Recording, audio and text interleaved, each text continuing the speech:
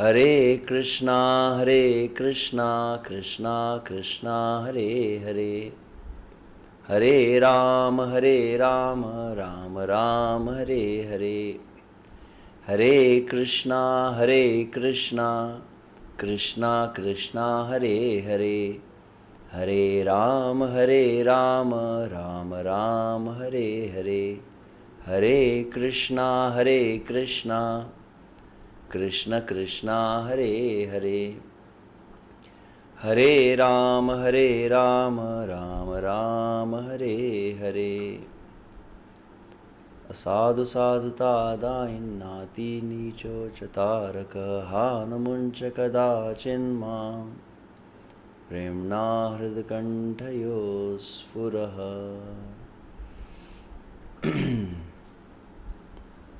हरे कृष्णा।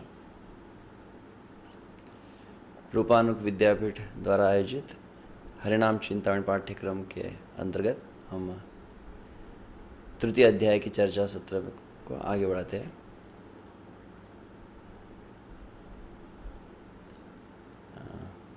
नामाभास के अंतर्गत गदाई गौरांग जय जानवा जीवन, सीताद्वैत जय श्रीवासादि भक्तगण। गदाई गौरांग जय जानवा जीवन, सीताद्वैत जय श्रीवासादि भक्तगण। गदाई गौरांग जय जानवा जीवन, सीताद्वैत जय श्रीवासादि भक्तगण। हरिनाम चिंतामणि की जय, नामाचार्य श्री हरिदास ठाकुर की जय, श्रील भक्ति विनोद ठाकुर की जय, श्रील प्रभुपाद की जय, अनंत कोटि वैष्णव वृंद की जय। ताय गौर प्रेमानंदे हरि हरि बोल। हरे कृष्ण। तो हम नामाभास की चर्चा में विशेष रूप से दो विभाजन नामाभास के, हेला नामाभास, छाया नामाभास, और छाया नामाभास के अंतर्गत भी क्षमा चाहता हूँ, हेला नामाभास और श्रद्धा नामाभास।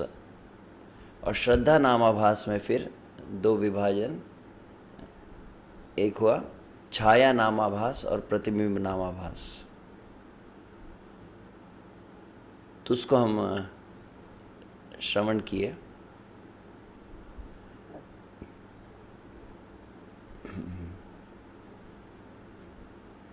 तो श्रद्धा नामाभास के अंतर्गत दो जो विभाजन हमने सुने, छाया और प्रतिबिंब,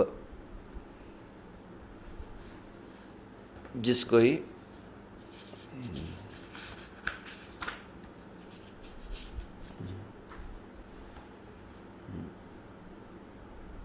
आभास द्विविध है, प्रतिबिंब छाया।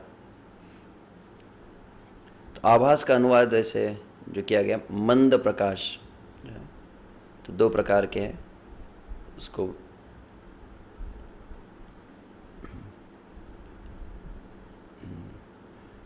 तो छाया श्रद्धाभास किसे कहा गया? जब छाया नामाभास है तो छाया श्रद्धाभास उसके द्वारा प्राप्त होता है। तो इन समरी बेसिक इतना डिवीजन हमने जो अभी तक देखा है। बीच का जो भाग है नामाभास की हम चर्चा ही कर रहे हैं, नामापराध की बाद में करेंगे। तो हेला नामाभास, श्रद्धा नामाभास, और हेला में 4 प्रकार हमने देखे। तो इस तरह से शायद समझने में आसानी होगी आपको। और छाया और प्रतिबिंब को हम चर्चा कर रहे थे। तो कल हम जो ये टीका पढ़ रहे थे श्रील भक्तिविनोद ठाकुर की, जिसमें उन्होंने कहा कि आभास शब्द को कई बार प्रयोग किया जाता है, और इसका अर्थ उन्होंने बताया था प्रमुख रूप से 2 प्रकार उन्होंने कहे थे, स्वरूप आभास और प्रतिबिंब आभास। स्वरूप आभास मतलब जैसे बादल जो मेन प्रकाश को बाधित करके तरफ धीमा प्रकाश हो जाता है, मंद प्रकाश हो जाता है। और इसके ठीक विपरीत जो है प्रतिबिंब आभास, मतलब कि वह मूल वस्तु को न देखते हुए वस्तु का प्रतिबिंब, विकृत प्रतिबिंब, विकृत मतलब जिसको कहते हैं परवर्टेड। तो विकृत प्रतिबिंब जो दिखाई देता है उसको एक प्रतिबिंब आभास कहा गया है। वास्तविकता का विकृत प्रतिबिंब अज्ञानता कहलाता है।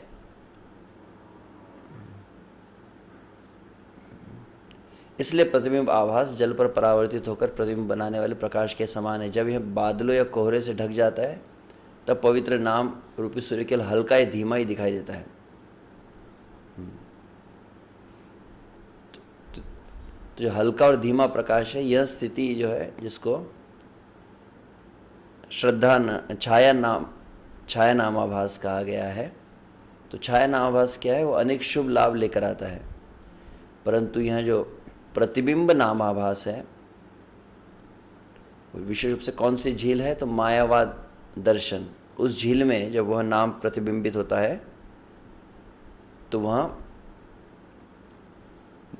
निर्विशेष मुक्ति है, जिसको सायुज्य कहा गया है, वो परिणाम प्रदान कर सकता है।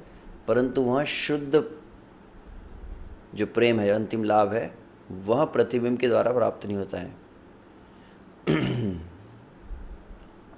और इस प्रकार का नामाभास पवित्र नाम के प्रति वास्तव में एक महान अपराध है। इसलिए वास्तविक इसको नामाभास भी नहीं कहा गया। हरिदास ठाकुर इसको ऐसे अपराध की श्रेणी में लिए प्रतिबिंब नामाभास को। तो उसी की चर्चा आगे हरिदास ठाकुर करेंगे। अभी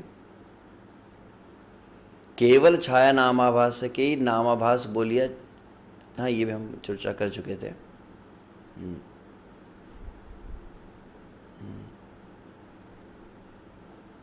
हेय प्रतिबिंब नामाभास के दुष्ट ज्ञान जनित तो अनर्थ हईते प्रतिबिंब नामाभास रूपी भक्ति बाधक अपराध विचारित हैया छे। तो ये जो प्रतिबिंब नामाभास को दूर फेंक कर जितने भी शास्त्र है प्रतिबिंब नामाभास को स्वीकार नहीं किए, छाया नामाभास को स्वीकार किए। छाया नामाभास की आराधना की गई है। क्यों? क्योंकि दुष्ट दार्शनिक गलत धारणाएं हैं, उसके कारण प्रतिबिंब नामाभास आता है। हम देखेंगे दुष्ट दार्शनिक की जो गलत धारणा क्या है, प्रतिबिंब नामाभास की गलत धारणा क्या होती है। और ये सच्चे पवित्र नाम के लिए सबसे बड़ा ब्लॉकेज कहा गया इसको। जो पवित्र नाम है ये अपनी वास्तविक कृपा को प्रकट ही नहीं कर सकता है अगर प्रतिबिंब नामाभास हो तो। वैष्णव प्राय अर्थात वैष्णव आभास व्यक्ति के वैष्णव ना बोलिते हो तहार मायावाद अपराध ना थाका प्रयुक्त ताहा के कनिष्ठ व प्राकृत भक्त बोलिया सम्मान करा जाए।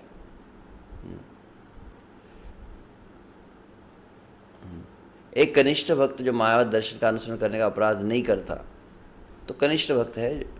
तो विशुद्ध से प्रतिबिंब नाम मतलब मायावाद दर्शन का अनुसरण नहीं कर रहा है, तो ऐसा व्यक्ति को कहा गया कि सच्चे भक्त के रूप में सम्मानित होता है। क्यों? क्योंकि सत्संगे ताहार शीघ्र ही मंगल हईते पारे। ऐसा व्यक्ति जो है जो मायावाद दर्शन से प्रभावित नहीं है, भले ही वह प्रगत भक्त नहीं है, उसमें आगे वर्णन किया जाएगा, उसमें अज्ञानता रहती है, हृदय दौर्बल्य रहता है, अनर्थ हो सकते हैं, परंतु वह भक्तों का संग प्राप्त करता है। तो भक्तों का संग प्राप्त करने से उसके जीवन में मांगल्य आ जाता है। यहाँ पर कहा गया सुतरांग शुद्ध भक्तगण ताहा के मित्र वर्गलो बालिश बोलिया कृपा करीबन। तो विशुद्ध से जो शुद्ध भक्त है वो उसे ऐसा अबोध जानकर उस पर कृपा करते हैं, मतलब ये बालक है, ये इस तरह से जिसकी जो श्रद्धा नामाभास में है परंतु मायावाद दर्शन आदि से प्रभावित नहीं है। इसके ठीक ही विपरीत जो विद्वेषी जन है, जो मायावादी दर्शन से प्रभावित है, तहाँ के उपेक्षा को रिबेन। विशुद्ध से आप श्रीमद् भागवत के एकादश स्कंद में कनिष्ठ अधिकारी, मध्यम अधिकारी, उत्तम अधिकारी का वर्णन किया गया है। तो वहाँ पर मध्यम अधिकारी के विषय में जो कहा जाता है, ईश्वर तदधिनेषु बालिशेषु द्विषत्सु च प्रेम मैत्री कृपा उपेक्षा यह करोति स मध्यम। वह 4 प्रकार के विभाजन करता है। जो मध्यम अधिकारी का लक्षण बतलाया गया है कि 4 दृष्टिकोण उसके होते हैं 4 प्रकार के लोगों के लिए। ईश्वरेषु तद अधीनेषु बालिशेषु द्विषत्सु, 4 कैटेगरी वहाँ पे बताइए। मतलब ईश्वर मतलब भगवान के प्रति, तद अधीनेषु भगवान के भक्त, बालिशेषु जिसको इंग्लिश में कहा जाए इनोसेंट कहा जाता है इसे, तो ये मतलब अबोध जन है। और चौथी कैटेगरी कही गई द्विषत्सु, जो द्वेषी है भगवान के। ये 4 कैटेगरी। तो चारों के साथ व्यवहार कैसे करते हैं मध्यम अधिकारी? ईश्वरेषु अधीनेषु बालिशेषु द्विषत्सु कहा गया है। तो ईश्वर के प्रति क्या है? प्रेम, अधीनेषु के प्रति जो मतलब भगवान के भक्त उनके प्रति मैत्री, तो भगवान से प्रेम करते हैं, भक्तों से मैत्री करते हैं, और जो अबोध जन है उनके प्रति कृपा करते हैं। और जो विद्वेषी है उसके लिए उपेक्षा, प्रेम मैत्री कृपा उपेक्षा, यह करोति स मध्यम। तो वहाँ पर भी वो शब्द आता है कृपा और उपेक्षा। तो भक्तिनाथ ठाकुर उसी शब्दों के यहाँ पर प्रयोग कर रहे हैं। आप ऊपर के इसमें देखेंगे कृपा कोरिबेन, और नीचे के इसमें देखते हैं उपेक्षा कोरिबेन। देख रहे हैं अंतर? तो जो श्रद्धा नामाभास में है उनमें अनर्थ है, उनमें अज्ञानता है, उनमें दुर्बलता है, परंतु वो विद्वेष नहीं करते भगवान के रूप के प्रति। वैसे नाम को भी वो कोई केवल माया नहीं मानते। तो ऐसे लोग जो है वो शुद्ध भक्तों का संग करके उनका नाम जप में प्रगट हो जाता है। परंतु प्रतिबिंब नामाभास वाले जो है ये विद्वेषी जन है, तो उनकी उपेक्षा की जाए। मतलब ऐसों को शुद्ध भक्तों का संग नहीं मिल पाता, कहने का तात्पर्य। ताहार लौकिकी श्रद्धाया अर्चा मात्र पूजा प्रवृत्ति के संबोधित करिया भगवत भागवत सेवा उपयोगी संबंध ज्ञान संबंध भक्तिदान कोरी बेन होना चाहिए। तो कहा गया कि शुद्ध भक्त कैसे कृपा करते हैं ऐसे अबोध जन पर। तो बतलाया जाता है कि उनकी जो लौकिक श्रद्धा है, उनकी साधारण श्रद्धा है, तो मतलब कनिष्ठ अधिकारी है, तो वो अर्चा विग्रह की सेवा में संलग्न होते हैं। तो ऐसों को क्या किया जाता है? भगवत भागवत सेवोपयोगी। तो जैसे उन्नति करता है वहाँ परमेश्वर भक्तों की सेवा में संलग्न हो जाता है। इस प्रकार से भगवान के साथ अपने संबंध के सच्चे ज्ञान को प्राप्त कर लेता है। यह उसे सच्ची भक्ति का उपहार प्रदान करता है। तो धीरे धीरे मतलब वो भगवान की सेवा करते करते आगे जाके भक्तों की सेवा में भी होता है, और उसके द्वारा संबंध ज्ञान संबंधी तो भक्ति दान करिबेन। तो पहले विग्रह की सेवा में है, विग्रह की सेवा करते करते वैष्णव की सेवा करता है, और वैष्णव जन कृपा करके उसे संबंध ज्ञान प्रदान करते हैं। यह कनिष्ठ अधिकारी। तबे यदि तहार अच्छेद्य मायावाद विश्वास देखा जाए तबे तहा के अवश्य उपेक्षा करिबेन। परंतु जब देखा जाता है कि कोई ऐसा है जिसमें मायावाद दर्शन में जिसकी श्रद्धा हो, तो उसकी उपेक्षा की जाती है, उसकी उपेक्षा की जानी चाहिए। तो आइए इसी शब्दों को अब हरिदास ठाकुर, हम भक्तिनाथ ठाकुर के शब्द देखें, अब समझने का प्रयास करते हैं हरिदास ठाकुर के शब्दों में। तो यहाँ लगभग 58वें प्यार से मैं अगले बार प्रयास करूँगा कि वो एग्जैक्टली पूरा चार्ट का जो फ्लो है, इस चैप्टर का, इस अध्याय का पूरा फ्लो जो है उसको, तो 58 से लेकर लगभग 63 तक प्रतिबिंब नामाभास के विषय में चर्चा की गई है। और फिर 64-65 में, 64-65 में, अगर आपके पास बुक होंगे, आप देख रहे होंगे कुछ वक्त, तो उनके लिए मैं बतला रहा हूँ। 64-65 में श्रद्धा नामाभास, क्षमा चाहता हूँ, छाया नामाभास, दोनों श्रद्धा के अंतर्गत ही है। तो प्रतिबिंब नामाभास को 58 से लेके तो 63 तक, 64-65 में छाया नामाभास को लिया गया है। और पुनः ये प्रतिबिंब जो है उसका क्यों इतना उसको अपराध माना गया है, तो इसी को काफ़ी विस्तृत रूप से चर्चा की गई है। और ये प्रतिबिंब नामाभास की क्या कोई संभावना है कि ये भी शुद्ध नाम प्राप्त कर पाएंगा, तो उसका उपाय फिर आगे बताया गया है।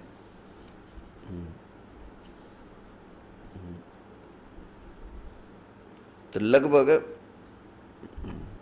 83 तक, लगभग अध्याय अंत तक उसी विषय को बतलाया गया है एक। तो अन्य जीवे शुद्ध श्रद्धा कोरिया दर्शन, निज मने श्रद्धा भास आने ये जन। तो विशेष रूप से यह कैसे भक्त है, ये स्वयं भक्त नहीं है परंतु अन्यों में देखते, क्या देखते हैं, शुद्ध श्रद्धा। शुद्ध श्रद्धा मतलब उनकी श्रद्धा, वो भगवान के प्रति शुद्ध श्रद्धा को जो विकसित किया, ऐसे भक्तों को देखते हैं और उनको देखकर लगभग जिसको कह सकते हैं अनुकरण करना। तो उनकी तरह वो भी कीर्तन करेंगे, उनकी तरह वो ऐसे नाम जप करेंगे, इस तरह से दिखता है। परंतु इनके मन में क्या है, तो कहते भोग मोक्ष वांछा ताहे थाके नित्य मिशी। निरंतर इनके मन में कामना कौन सी है, भोग की और मुक्ति की। ये लालसा इनके मन में निरंतर रहती है। और अश्रमे अभिष्ट लाभे यत्न दीवानिशी, और दिन रात परिश्रम करते भोग को प्राप्त करने के लिए। तो इन्हें मतलब कृष्ण प्राप्ति की इच्छा नहीं है, परंतु कभी शुद्ध श्रद्धा मतलब अच्छे से प्रगत भक्तों को देखा है, प्रगत भक्त नाम कीर्तन कर रहे हैं, जप कर रहे हैं, उसको देखकर उनमें उस प्रकार का वो मतलब उसी प्रकार के भाव को दिखा प्रकाशित कर सकते हैं। हालांकि इनके हृदय में ऐसा भाव नहीं है। तो आगे कहते हैं श्रद्धार लक्षण मात्र श्रद्धा ताहानय। श्रद्धा का केवल लक्षण, लक्षण मतलब बाह्य प्रकाशन दिखेगा कि मतलब जो मायावादी होते कभी ये भी कीर्तन करते हैं, ये भी बहुत कीर्तन करेंगे, राधा कृष्ण के नाम का कीर्तन करेंगे, तो भाव विभोर दिखाई दे रहे हैं। तो श्रद्धार लक्षण मात्र, तो ये लक्षण दिख रहा है कि सही में भगवान के प्रति कितनी श्रद्धा भाव है, कैसे कीर्तन ये कर रहे हैं। परंतु श्रद्धा ताहानय, श्रद्धा है नहीं इनके। ताके प्रतिबिंब श्रद्धाभास शास्त्र कया, तो केवल बाह्य लक्षण है परंतु श्रद्धा है नहीं, तो इसको प्रतिबिंब श्रद्धाभास कहा गया है। तो जो प्रतिबिंब श्रद्धाभास है, प्रतिबिंब श्रद्धाभास से प्रतिबिंब नामाभास होता है। प्रतिबिंब श्रद्धाभास है नामाभास यतो प्रतिबिंब नामाभास है अविरत। जो व्यक्ति प्रतिबिंब श्रद्धाभास का अधिकारी एवं पवित्र भगवान नाम का जप करता है, उसका जप सदैव प्रतिबिंब नामाभास मतलब पवित्र नाम का प्रतिबिंब, जैसे सूर्य का प्रतिबिंब सरोवर में दिख रहा है, वैसे इनमें दिखता है वो प्रतिबिंब है, असली नाम नहीं है। क्यों? तो इनके जो भावना का दोष क्या है, तो कहते हैं ऐ नामाभासे मायावाद दुष्टमत प्रवेशिया शठताय हय परिणत। तो इनके हृदय में जो मायावाद दुष्टमत है, उसके परिणाम स्वरूप इनके हृदय में छल प्रवेश कर जाता है। मतलब छल मतलब दंभ पाखंड कह सकते इसको, मतलब दिखाते हैं इस तरह से बहुत हम प्रगत भक्त है, या भक्ति के ही लक्षण बतलाते, परंतु इनमें मायावाद का दुष्टमत होता है। तो मायावाद दुष्टमत मतलब क्या है, तो उसको आगे बताया जाता है। नित्य साध्य नामे साधन बुद्धि करी, नामेर महिमा नाशी अपराध मरी। तो यह बात बतला कि नित्य साध्य नाम, नाम क्या है, नाम केवल साधन नहीं है, नाम ही साध्य है। नाम ही जो है स्वयं प्रभु है, भगवान श्री कृष्ण स्वयं नाम के रूप में प्रकट हुए। तो नाम जब जो हम कर रहे हैं, नाम कीर्तन जो किया जा रहा है, वो केवल साधन नहीं है, वही साध्य है। परंतु इनका दोष क्या आ गया, नित्य साध्य नामे, नित्य साध्य जो नाम है उसको साधन बुद्धि करी। ये तो केवल अभी शुरुआत में हमको नाम जप करना है और आगे तो फिर हम क्या करेंगे, फिर नाम की आवश्यकता नहीं है, नाम एक सीढ़ी मात्र है। जैसे रूप को भी मायावाद लोग स्वीकार नहीं करते, रूप को साधन मानते हैं भगवान कि हाँ भगवान की मूर्ति की आराधना क्यों करनी चाहिए, कि मूर्ति की आराधना करते हुए अंततः फिर वह सभी रूप से भी ऊपर परे चले जाए। तो भगवान के रूप को भी वह जड़ मानते हैं। इससे भगवान का नाम भी जो है, कृष्ण है, ये राम है, ये हरे है, जो भगवान के नाम है, ये भगवान से अभिन्न है। जैसे अपराकृत, प्रापंचिक, अवतरित हैया, अप्राकृत है। जैसे हमने प्राथमिक अध्याय में सुना है, प्रथम अध्याय में, कि इस प्रापंचिक जगत में अवतरित होकर भी यह नाम जो है अप्राकृत है। तो यह बात को वो नहीं समझते, इसलिए इन लोगों का सबसे प्रमुख दोष यहाँ बताया गया है। जो व्यक्ति पवित्र भगवान नाम को साध्य पर पहुँचने का एकमात्र साधन समझता है, तो ऐसी जो मनोदशा है, ऐसी जो मनोवृत्ति है, उसके कारण परिणाम क्या होता है? नामेर महिमा नाशी, नाम की महिमा नष्ट हो जाती है इस कारण से। और ये बहुत बड़ा अपराध है, और ये अपराध उसकी दुर्गति करवाता है। अपराधे मरी, इस अपराध के कारण उसका सर्वनाश होता है। इसका एकमात्र फल अपराध होता है, और इस अपराध के कारण वो व्यक्ति नष्ट हो जाता है, यहाँ पर कहा गया। अच्छा, छाया नामाभास में कुछ दोष है? बोले छाया नामाभास में बहुत मेजर मतलब फॉल्ट नहीं है, जो रिपेयरेबल है कह सकते हैं, उसको सुधारा जा सकता है। तो क्या है छाया नामाभास? तो छाया नामाभास के विषय में बताया। छाया नामाभास और प्रतिबिंब नामाभास कैसे भिन्न है? तो छाया नामाभास में यह नाम को साधन नहीं मान रहा है कि नाम को साधन करके हम कुछ साध्य प्राप्त करेंगे। केवल इसमें क्या है?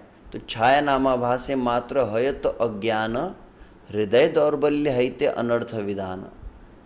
तो अज्ञान है और हृदय दौर्बल्य, वीकनेस, जो अलग अलग प्रकार के अनर्थों की जब चर्चा की तो उसमें हृदय दौर्बल्य आता है। तो अज्ञान है मतलब संबंध ज्ञान नहीं है, और हृदय की दुर्बलता है, तो ये सब अनर्थक है केवल उसमें। वो नाम जप कर रहा है श्रद्धा से, परंतु अनर्थ है उसमें। तो वहाँ पर कहते हैं सही सब दोष नाम करे न मार्जन। तो नाम प्रभु क्या करते? इन दोषों पर विचार नहीं करते।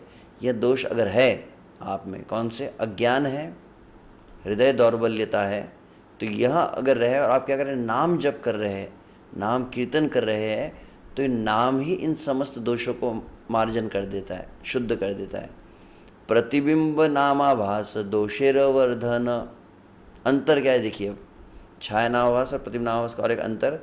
छाया नामाभास में आप नाम जप कर रहे हैं, तो नाम जप आपके अनर्थों से आपको मुक्त करेगा, परंतु नाम जप करते समय यदि आपकी भावना ही प्रारंभिक गलत है, नाम को हम साधन के रूप में यूज़ करेंगे, तो क्या होगा? वह व्यक्ति जितना अधिक नाम जप करेगा या नाम कीर्तन करेगा तथाकथित, तो परिणाम क्या है? दोषेर वर्धन कहा गया है। ये बहुत महत्वपूर्ण बात। प्रतिबिंब नामाभासे दोषेर वर्धन कहा गया। तो क्यों इतना अधिक इस मतलब एक तरह से कह सकते हैं कि नाम प्रभु इससे बहुत अधिक चिढ़ते हैं। नाम प्रभु इस व्यक्ति को पसंद नहीं करते। किसे? प्रतिबिंब नामाभास वाले को। क्यों? तब आगे वो कहते हैं मायावाद और तथा भक्ति परस्पर विपरीत है। तो मायावाद सिद्धांत का दोष जो है उसको हरिदास ठाकुर यहाँ पर बतला रहे हैं। कृष्ण नाम रूप गुण लीलादि सकल मायावादी मते मिथ्या नश्वर समल। कि मायावाद का मत क्या है? भगवान का नाम, भगवान का रूप, भगवान का गुण, लीला धाम आदि जितना भी क्या है मिथ्या है, नश्वर है, समल, तीन शब्द कहे गए। तो मिथ्या है मतलब वास्तविक नहीं है ये, और नाशवान है ये, नाशवान स्वभाव से युक्त है, और समल, समल मतलब दूषित है, पवित्र नहीं है। तो इन लोगों की धारणा कि भगवान का नाम जो है रूप है, अंततः तो फिर यह ना तो नाम है ना तो रूप है, यह सब तो अभी है, फिर आगे यह सब नहीं है, इस तरह की भावना रहती इनकी। तो एक तरह से नाम रूप गुण लीला को सीढ़ी के रूप में प्रयोग करते हैं। सही मते प्रेम तत्व नित्य ना ही है। सही मते मतलब उनके मान्यता में जो प्रेम है ये नित्य नहीं है। तो नाम भी नित्य नहीं है, रूप भी नहीं, गुण भी नहीं, लीला भी नहीं, धाम भी नहीं, और प्रेम भी नित्य नहीं है। भक्ति विपरीत मायावाद सुनिश्चय। और ऐसा जो यहाँ इस प्रकार की जो जो धारणा है इन मायावादियों की, ये भक्ति से एकदम विपरीत है। क्योंकि भक्ति का प्राण क्या है? भक्ति का प्राण है कि श्री कृष्ण का और जीव का नित्य संबंध है। और कैसा संबंध है? कृष्ण नित्य प्रभु और जीव नित्य दास जिसे कहा जाता है। तो हम भगवान के नित्य दास हैं, और उस नित्य दास के दृष्टि से हम नित्य श्री कृष्ण की सेवा के लिए बने हैं। तो अगर रूप ही नहीं है, अगर व्यक्ति ही नहीं है, यदि नाम ही नहीं है, तो फिर दो व्यक्ति हुई ना, तो एक ही मानते हैं ना, सब कुछ एक हो जाता है। तो दो व्यक्ति नहीं है तो दो संबंध ही नहीं हुआ, संबंध नहीं तो फिर आदान प्रदान, आदान प्रदान को ही तो भक्ति कहते हैं। भक्त का भगवान के साथ जो आदान प्रदान होता है उसी को भक्ति कहा जाता है। तो भक्ति को एकदम ही मार डालते हैं ये। तो नाम भी माया है, रूप भी माया है, गुण भी माया है, तो फिर प्रेम भी माया है, भक्ति भी माया है, अंत तो ये सब है ही नहीं। तो इसीलिए इसको बहुत बड़ा अपराध कहा गया है। भक्ति वैरी मध्य मायावादेर गणन अतएव मायावादी अपराधी हन। तो भक्ति के सबसे बड़े शत्रु में सबसे नंबर 1 शत्रु कौन है? तो बोले मायावादी। इसको विशेष रूप से वर्तमान में भी अगर देखा जाए स्पष्ट रूप से, अत्यंत सूक्ष्म है ये लोग बहुत बड़ी बड़ी से कथाएं भी करेंगे, भागवत कथा करते हुए दिखाई देंगे, वृंदावन में वास करते हुए दिखाई भी दे सकते हैं, परंतु कहते हैं कि अंततः तो बोले सब जब मैं और वो एक हो जाते हैं, वो और मैं में कोई अंतर नहीं रहा। इस तरह की जो भावना रहती है कि ब्रह्म पर ब्रह्म सब एक हो जाते हैं, यह केवल प्रारंभिक अवस्था है। ये जो भेद आ रहा है फिर तो भेद ही नहीं रहता है, उस अवस्था को हम पहुंच जाते हैं, इस तरह की बात कही जाती है। ऐसे भक्त, ऐसे जो तथाकथित होते हैं, ये विशेष रूप से भगवान की सेवा आदि के विषय में नहीं कहते हैं कि भगवान की नित्य सेवा जो है, जो आत्मा का स्वभाव है, स्वरूप है। तो हम भी व्यक्ति है, जिस तरह से भगवान श्री कृष्ण गीता में भी कहे हैं। गीता में कई श्लोक हम देखते हैं, प्रारंभ में भगवान जब कहना प्रारंभ कि जब अर्जुन शोक कर रहा है भीष्म आदि के लिए, भीष्म द्रोण के लिए, तो उस समय भगवान श्री कृष्ण कहते हैं नत्वयोऽहं जातु नासं न त्वं नेमि जनाधिपा न चैव न भविष्यामः सर्ववयमतः परम्। तो ऐसा कभी समय था नहीं जब तुम नहीं थे, मैं नहीं था और ये राजा नहीं थे, और ऐसा कभी समय होगा भी नहीं। और श्रील प्रभुपाद जी और समस्त आचार्यगण वैष्णव संप्रदाय में इस श्लोक के द्वारा मायावाद का खंडन करते हैं कि समस्त जीवों का अपना एक व्यक्तिमत्व, जिसको अंग्रेजी में कहते हैं इंडिविजुअलिटी ऑफ द सोल, ये सदा सर्वदा रहता ही है। तो सभी जीव शाश्वत रूप से भगवान के साथ उनका एक नित्य संबंध रहता है, सभी अलग अलग व्यक्ति के रूप में रहता है। ऐसा नहीं कि सब एक साथ विलीन हो गए और ब्रह्म में लीन हो जाते हैं। तो इस प्रकार की जो भावना है, यह वास्तविक आध्यात्मिक जगत में आत्मा का जो मूल स्वभाव है उसके ठीक विपरीत है। तो इसीलिए इसको सबसे बड़ा वैरी कहा गया है। तो मायावादी मतलब कई बार मन में लगता है, मायावादी हम जब सुनते तो शंकराचार्य आदि के जब नाम सुनते तो मायावादी मतलब कि वही लगता है कि मायावादी मतलब कुछ ऐसा, कुछ भस्म आदि धारण करते होंगे। ऐसा नहीं है। जो तथाकथित कई विषय से, मैं मुझे याद है एक स्थान पर मैं गया, भजन का कार्यक्रम था, कीर्तन इस्कॉन के भक्तों को बुलाया था, कीर्तन भजन हो रहा था, और हमारे परिचय के थे, और वो मुझसे काफ़ी बहस करने लग गए थे। फिर तो प्रोग्राम हुआ, कीर्तन भजन बहुत अच्छा रहा, और उसमें फिर वो जो पति पत्नी थे, तो पत्नी ने आयोजन किया था कार्यक्रम का, और पति फिर वो मुझसे बात कर रहा था, और फिर आखिर में तो बोले ये नाम है, ये रूप है, आखिर में तो बोले कुछ नहीं है फिर तो नाम भी नहीं है, रूप भी नहीं है, इस तरह कहने में तुरंत वहाँ पर उसको कट कर दिया था। फिर मैंने कहा कि ऐसा नहीं है इस प्रकार धारणा। तो ये नॉर्मल दिखाई देते हैं, और ये कई बार ऐसे वैष्णव संप्रदाय में भी दिखाई देते हैं, और कई लोगों के मन में इस प्रकार की धारणाएं रहती है, ये जो बताया गया है। तो ऐसे लोगों के लिए हरिदास ठाकुर कह रहे हैं कि क्योंकि ये बहुत बड़े अपराधी हैं, इसीलिए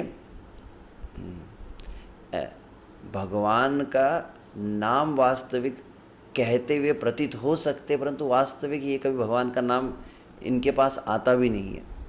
मायावादी मुखे नाम नाही बाहिराय, नाम बाहिराय तबूत नाम तत्व ना पाय। तो ऐसे लोग जनरली कभी आप देखेंगे, ये जनरली हरे कृष्णा नहीं बोलेंगे, तुरंत इनके मुख से नाम निकलता नहीं है। ऐसे कुछ श्रेणी होते हैं, परंतु कुछ ऐसे श्रेणी हो सकते हैं जो नाम कीर्तन करते हुए दिखाई देंगे, परंतु वास्तविक नाम तत्व न पाया। वास्तविक जो नाम तत्व है, वास्तविक नाम जो है, पवित्र नाम जो शुद्ध नाम है, वो इनको कभी प्राप्त नहीं हो पाता है। मायावादी यदि करे नाम उच्चारण, नाम के अनित्य बोली लभय पतन। नाम का उच्चारण कर रहे, नाम को अनित्य मान रहे, हाँ ठीक है ये नाम, परंतु नाम की नित्यता, नाम प्रभु है, ये बात जो नहीं स्वीकार करते, इसलिए इनका नाम उच्चारण क्या करता है, इनके ही पतन का कारण बन जाता है। तो ऐसे लोग यदि उच्चारण करते ज़ोर ज़ोर से भी, बहुत भक्तों को देख देख के, तो कहा जाता है कि इसलिए यदि वे पवित्र नाम का उच्चारण जोर से करते भी है, तब भी जीवन को अमंगल स्थितियों में गिरकर उनका पतन हो जाता है। और ऐसे लोग क्या करते हैं, फिर नाम उच्चारण तो करते, परंतु साथ में मुक्ति की कामना, भुक्ति की कामना इनमें रहती है और उसी की प्रार्थना करते हैं। तो चूंकि इनमें यह दुष्ट भावना है, तो परिणाम क्या होता है, इन्हें वास्तविक इनके जीवन मांगल्य नहीं आ पाता है नाम कीर्तन से। विपरीत इसके इनको और कष्ट और यातनाएं मिलती है। नाम एक तरह से दंड देता है उनको। तो नामेर निकटे भोग मोक्षेर प्रार्थना, नामेर निकटे शाठ्य फलेत यातना।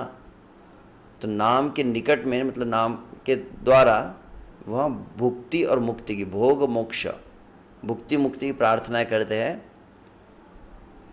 वे पवित्र भगवान नाम से इंद्रिय सुख व निर्विशेष मुक्ति प्राप्त करने की प्रार्थना करेंगे, किंतु पवित्र नाम के निकट शठता के कारण, शठता मतलब ऐसा कि जो दुष्ट भाव है, छल भाव है, उसके कारण उन्हें केवल दुख और कष्ट प्राप्त होते हैं।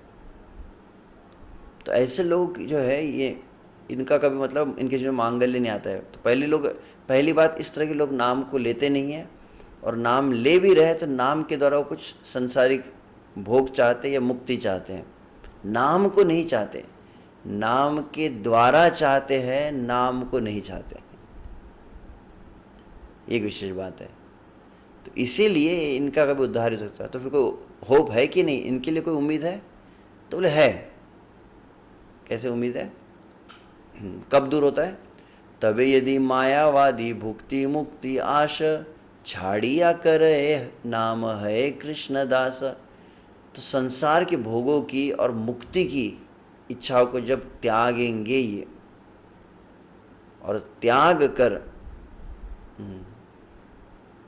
जब वो नाम उच्चारण करते हैं, तो धीरे धीरे कृष्ण दासत्व में स्थित होने लगते हैं, मतलब भगवान की सेवा लगने लगते हैं। तबे तारे छाड़े मायावाद दुष्ट मत, अनुताप सह है नामे अनुगत। तो फिर मायावाद जो दुष्ट मत है, नाम को मैं साधन समझता था, नाम का मैं उपयोग कर रहा था, तो यह ऐसा अनुताप होने लगता है, हृदय में ग्लानि होती है, पश्चाताप वो करते हैं, और फिर वो नाम का आश्रय, नाम अनुगत कहा गया है। तो अनुगत के कई अर्थ है। अनुगत मतलब से नाम के पीछे पीछे चलना, और अनुगत मतलब निरंतर नाम के आश्रय में रहते हैं। तो ऐसे लोग क्या करते हैं फिर? तो फिर अब पश्चाताप जब होगा तो क्या करते हैं, कौन भक्त है जो अच्छा नाम जप करते हैं, उनके मैं आश्रय में रहूँगा। तो साधु संगे करे पुनः श्रवण कीर्तन।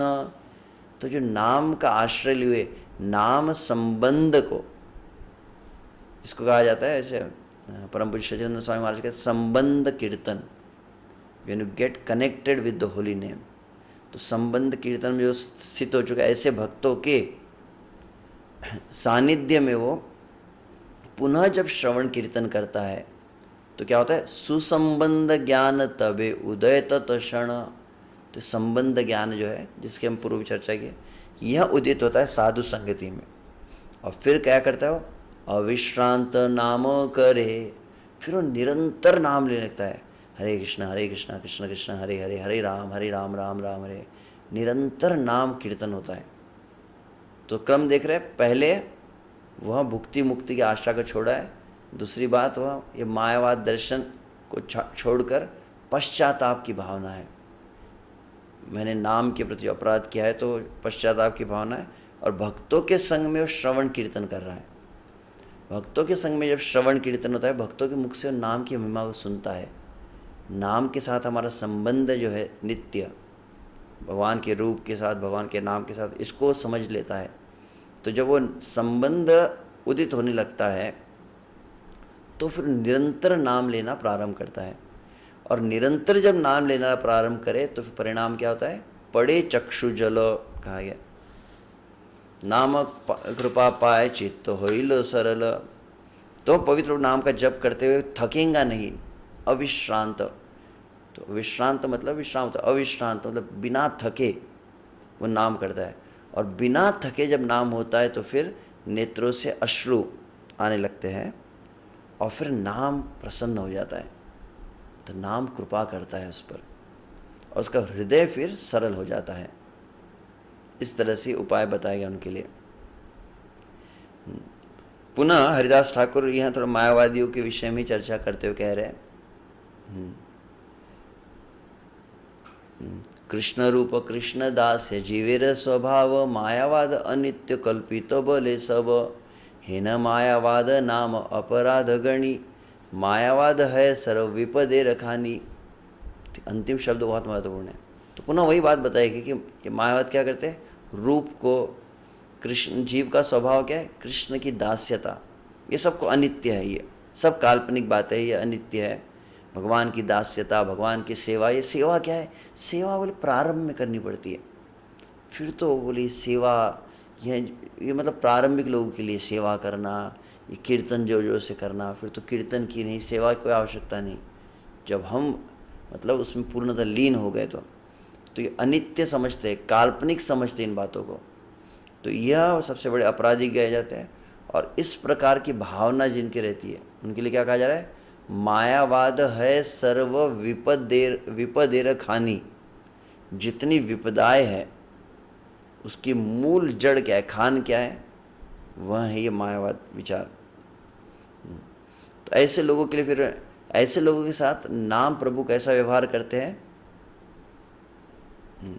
नामाभास कल्पतरु मायावाद जने, अभिष्ट अर्पण करे सायुज्य निर्वाणे। तो भगवान का नाम तो कल्पवृक्ष के समान है। ठीक है, भगवान भुक्ति मुक्ति कामना से लोग आए हैं, और ऐसे लोग भी नाम उच्चारण कर रहे हैं। तो नाम उच्चारण से इन्हें कृष्ण नहीं मिलेंगे, प्रेम नहीं मिलेगा, परंतु अधिक से अधिक क्या मिल सकता है, बोले अधिक से अधिक सायुज्य मुक्ति, जिसे कहा गया है, या निर्विशेष मुक्ति कहते हैं। वह सर्वशक्ति नामे आछे ताई नामाभास, प्रतिबिंब हई लेओ देन मुक्त्याभास।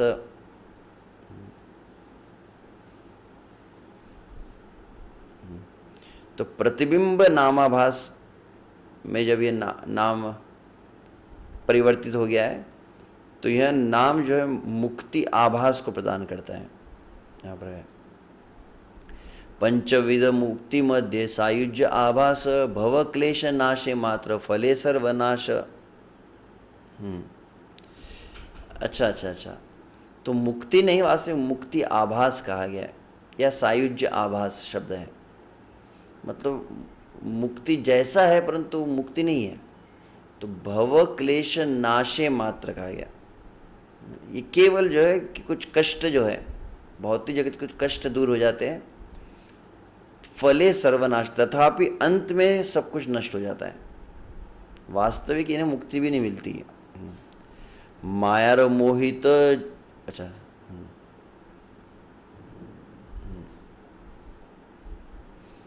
मायार मोहित जन ताहे सुख माने, सुखाभास मात्र सायुज्य निर्वाणे। तो माया के द्वारा मोहित ऐसे जीव है,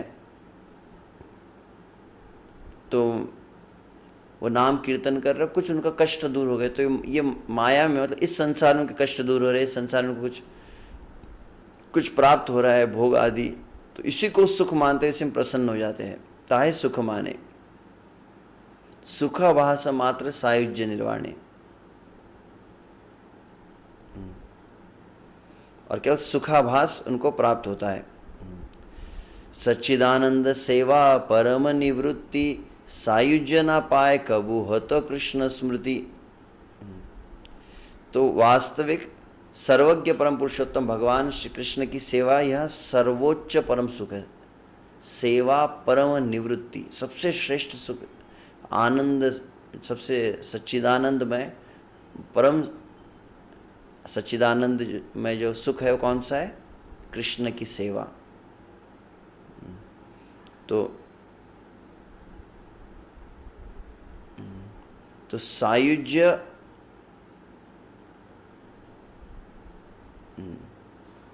सायुज्य ना पाए कबू हत कृष्ण स्मृति। तो ऐसे सायुज्य को जो प्राप्त कर लेता है, इस तरह से मुक्ति आदि को जो प्राप्त करते हैं, इनके कृष्ण स्मृति पूर्णतः मिट जाती है। यहाँ पर कहा गया यहाँ ना ही भक्ति प्रेम नित्यता विश्वास, नित्य सुख कैचे ताहे हई बे प्रकाश। तो जिनको भक्ति में प्रेम में श्री कृष्ण की जो नित्य है इसमें विश्वास नहीं है, तो नित्य सुख कैसे उनको प्राप्त हो सकता है? तो इस तरह से मायावाद के विषय में लगभग 83, कहाँ से शुरू हुआ था लगभग ही काफ़ी डिटेल में हरिदास ठाकुर लिए 58 से चालू किए थे हमने, 58 से 83, बीच में 2 प्यार में वहाँ श्रद्धा नामाभास के विषय में कहा गया था 64 और 65 में, बाकी लगभग ये 83 तक उसी विषय को उन्होंने कहा है। और जो छाया नामाभास के विषय में आगे कहते फिर वो छाया नामाभासी दोष युक्त दर्शन को स्वीकारता नहीं, इसलिए क्रमशः ये शुद्ध नाम को प्राप्त करता है। छाया नामाभासी ना है जाने दुष्ट मत, मतवादे चित्त बोलो नहे तारहत। तो ऐसा व्यक्ति जो है, जो छाया नामाभास में, छाया नामाभास मतलब जो अज्ञान है, हृदय दुर्बलता है, परंतु नाम के प्रति ऐसे अपराध नहीं करता है वो। तो इसीलिए मतवादे चित्त बल नहे तारहत। तो ये गलत जो मत है, गलत जो मान्यता है, इस कारण इनका चित्त जो है, यह विचार जो है इसके इनके नष्ट नहीं होते। से केवल नाही जाने यथार्थ प्रभाव, से प्रभाव ज्ञान दान नामेर स्वभाव।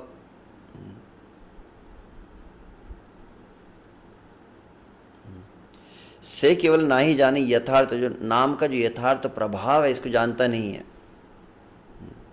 तो वास्तविक जब वो नाम जप कर रहा है, तो नाम जप के प्रभाव से ही नाम का स्वभाव है, नाम उसको धीरे धीरे उस ज्ञान को प्रदान करता है, जो सत्य जो स्वभाव है नाम का वो प्रदान करता है। मेघाच्छादने सूर्य प्रभा प्रतीत न हय, से मेघ नाशी सूर्य करे न उदय।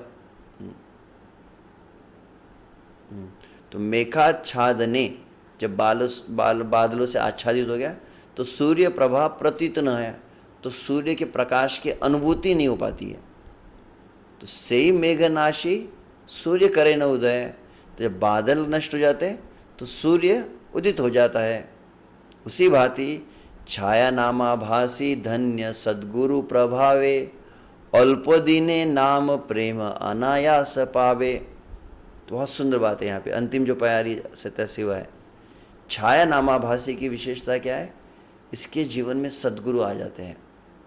तो ये सद्गुरु, इसका सौभाग्य उदय हो जाता है जब ये आध्यात्मिक गुरु इसे प्राप्त होते हैं, और उनके आश्रम में रहकर ये जब नाम जप करता है तो अल्प दिने नाम प्रेम अनायासे प्रावे।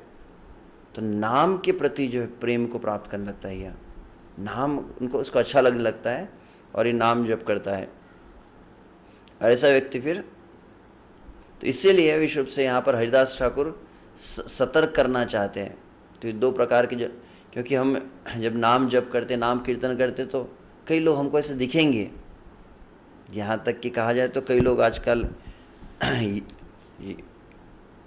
यूट्यूब के ऊपर, ऐसे सोशल प्लेटफॉर्म पर दिखाई नाम कीर्तन कर रहे हैं और अलग अलग भजन गा रहे हैं, कीर्तन गा रहे हैं, परंतु सावधान रहना चाहिए। आगे जो कह रहे हैं हरिदास ठाकुर, क्या कहते हैं? मायावादी संग तेह सतर्के छाड़िया, शुद्ध नाम परायण तुषिबे सेविया। इसलिए वहाँ पर वो कहते हैं कि विशेष रूप से अत्यंत ध्यान रखना चाहिए किस बात का, सतर्क रहना चाहिए। किस लिए? मायावादी के संग से अपने आप को बचाना चाहिए। जिनका नाम के प्रति ऐसी आदर बुद्धि नहीं है, नाम को जो प्रापंचिक समझते हैं, ऐसों की संगति को त्यागना चाहिए। और क्या करना चाहिए? शुद्ध नाम परायण, शुद्ध नाम का आश्रय लेना चाहिए, शुद्ध नाम में आसक्त हो जाना चाहिए। अच्छा, क्षमा चाहता हूँ।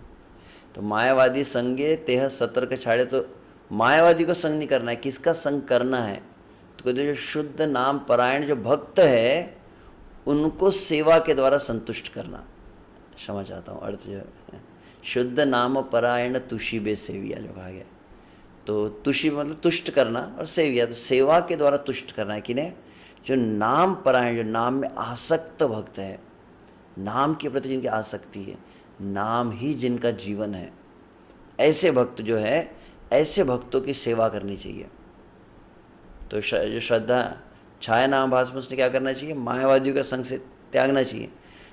तो स्पष्ट रूप से कहा जाए, ऐसे कई, जिसको श्रील प्रभुपाद, आप प्रभुपाद का हरे कृष्ण महामंत्र का जब व्याख्या सुनते हैं, उसमें कहते प्रभुपाद कहते हैं प्रयास करना चाहिए कि भक्तों के मुख से नाम को सुना जाए, जो अभक्त है उनके मुख से नाम को सुना न जाए।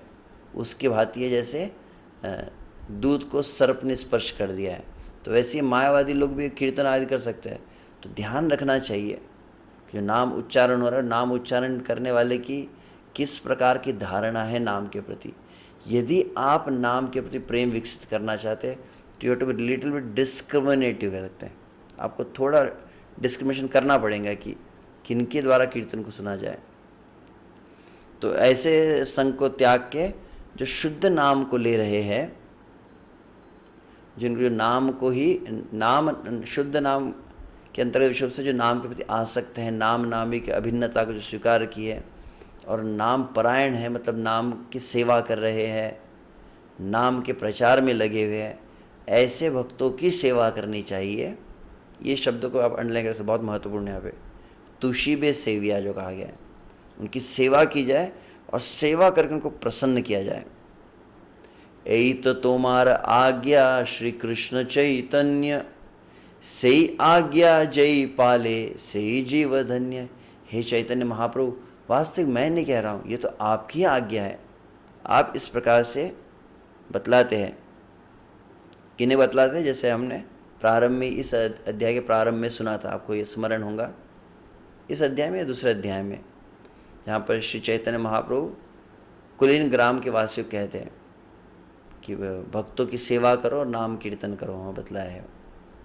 तो जो आपकी इस आज्ञा का पालन करते हैं, मतलब नाम परायण भक्तों की सेवा करने को संतुष्ट करते हैं, तो चैतन्य महाप्रभु इस आज्ञा का जो पालन करता है वो अत्यंत सौभाग्यशाली जीव है।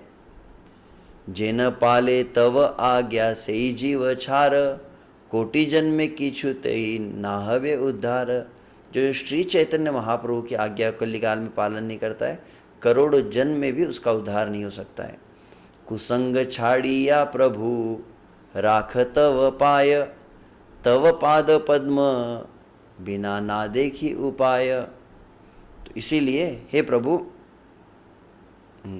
जो भक्त क्या करता है? कुसंगति को, असत संगति को त्यागता है और आपके चरण कमलों की शरण ग्रहण करता है, श्री चैतन्य महाप्रभु के। तो इसको तव पाद पद्म बिना ना देखी उपाय। तो हे प्रभु, मैं असत संगति त्याग के आपके चरणों का आश्रय ले रहा हूँ। क्यों? क्योंकि आपके चरणों को छोड़कर और कोई गति है ही नहीं। हरिदास पद द्वंद्वे विनोद यहार, हरिनाम चिंतामणि सदा गान तार। तो इस तरह से यह तृतीय अध्याय भक्तिविनोद ठाकुर कहते हैं, हरिदास पदद्वंद्वे, हरिदास ठाकुर के चरणों की शरण को ग्रहण करते हुए भक्तिविनोद ठाकुर इस हरिनाम चिंतामणि का गान कर रहे हैं। तो यहाँ तक हमने, अच्छा हो गया लगभग समय, तो अब है, तो अब इसके पश्चात नामाभास के विषय में जो चर्चा है वो यहाँ पर हरिदास ठाकुर का है। तो अब श्री चैतन्य महाप्रभु पूछेंगे अब अपराध के बारे में बताओ ज़रा। तब अब अपराध की चर्चा प्रारंभ करते हैं अगले अध्याय से। फिर एक एक अपराध को एक अध्याय में हरिदास ठाकुर लेंगे। हरे कृष्णा कृष्णा कृष्णा हरे हरे, हरे राम राम राम हरे हरे।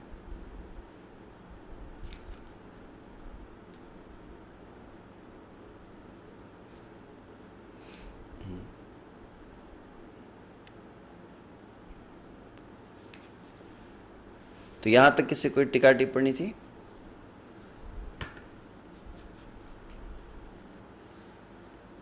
अन्यथा फिर हम आज समय के पूर्व से विराम दे दिया कि दूसरा अध्याय में प्रारंभ नहीं कर रहा हूँ कि प्रारंभ करेंगे तो हम उसमें समय लेंगे। तो अगले बार से हम अध्याय लेंगे। अच्छा हाँ हाँ, रघुनाथ प्रिया माता जी।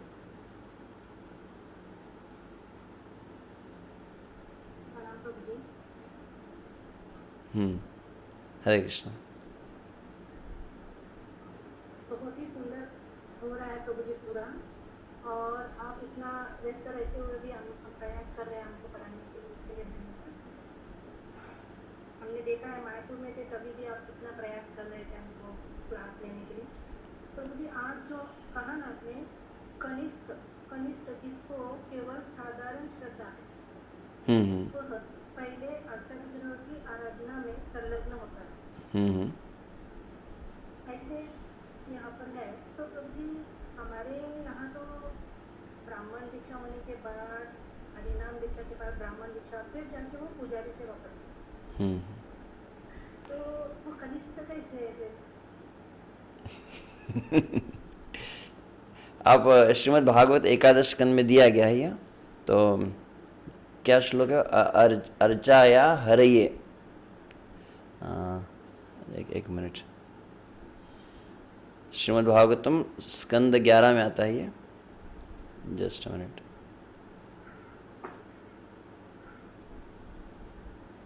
स्कंद 11 में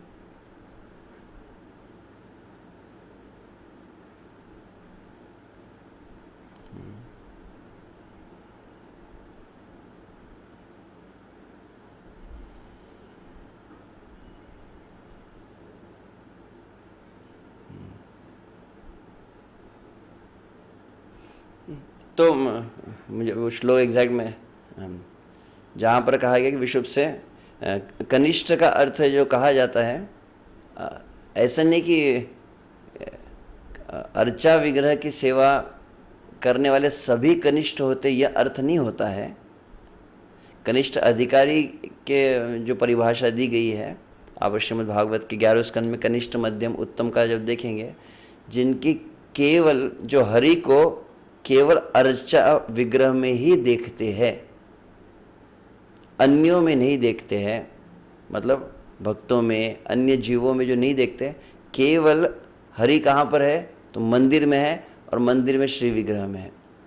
यह भी अपने आप में बहुत बड़ी श्रद्धा है कि प्रतिमा नाही तुम्हें साक्षात ब्रजेंद्र नंदन श्री विग्रह। मैं भी कुछ दिन पहले हम चर्चा कर रहा था, मैं भी कुछ वरिष्ठ भक्तों के साथ में जब हमारी चर्चा हो रही थी विश्व से डीटी वर्षिक के विषय में, तो यह अपने आप में बहुत बड़ी मान्यता है। विग्रह के प्रति भी श्रद्धा होना साधारण बात नहीं है। परंतु कनिष्ठ अवस्था किसे कहा गया? कनिष्ठ अवस्था मतलब विग्रह को वो सर्वस्व मानते हैं, विग्रह की सेवा को बहुत अच्छी तरह से करेंगे, परंतु न तद भक्तेषु च अन्येषु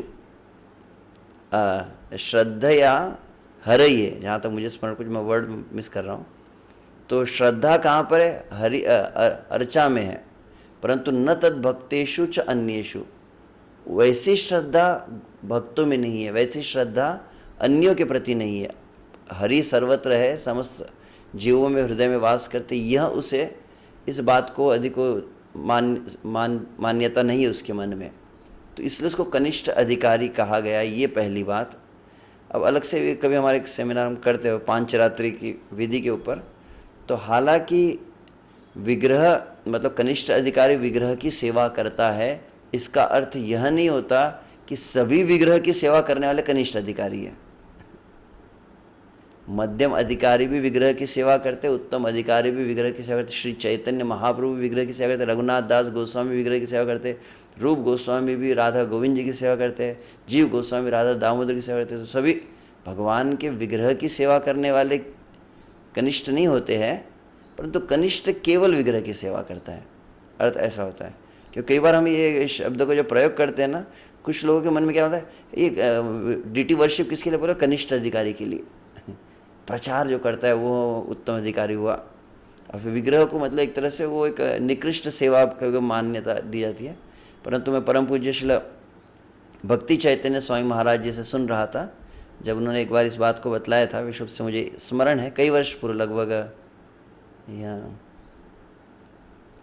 15 वर्ष पूर्व की बात होंगी, जब वृंदावन में श्रीमद् भागवतम क्लास दे तो उन्होंने इस बात को बतलाया कि किस तरह से भक्ति की सर्वोच्च अवस्था में जब पहुँचे भक्त, विश्व से षड गोस्वामी की चर्चा कर रहे थे, उस अवस्था में भी वो श्री विग्रह की सेवा को बहुत महत्व रखते थे, नित्य प्रति सेवा करते थे। सनातन गोस्वामी मदन मोहन जी की सेवा करते हैं, रूप गोस्वामी गोविंद जी की सेवा करते हैं, गोपाल भट्ट गोस्वामी राधा रमन की कैसी सेवा की है उसको बतलाया गया। परंतु तो कहने का तात्पर्य जो मैं कहना चाहता हूँ कि इस्कॉन में जैसे कहा कि ब्राह्मण दीक्षा आदि जो हो जाती है, तो निसंदेह मतलब इस्कॉन में देखा जाए तो पहली बात है कि प्रारंभ से ही हम भक्तों के संग में रहते हैं, गुरु का आश्रय रहता है, भक्तों के संग के महत्व को जानते हैं, वैष्णव सेवा के महत्व को जानते हैं, और इसके साथ में भगवान की सेवा करते हैं। तो कनिष्ठ उनके लिए कहा गया है जो मतलब वैष्णव, कुछ लोग होते हैं जो डायरेक्ट मंदिर में आते हैं, आप देखेंगे बाहर के लोग होते हैं जो डायरेक्ट मंदिर आते हैं, सिर्फ विग्रह को ही भगवान मानते हैं और किसी को मान्यता नहीं देते। भक्तों के प्रति आदर है, वैष्णव सेवा आदि इनको अधिक वो महत्ता नहीं देते हैं, तो उनको कनिष्ठ कहा गया है। आशा करता हूँ एग्जैक्टली जो आप पूछ रहे थे। यस, सुशीला रुक्मिणी माता जी।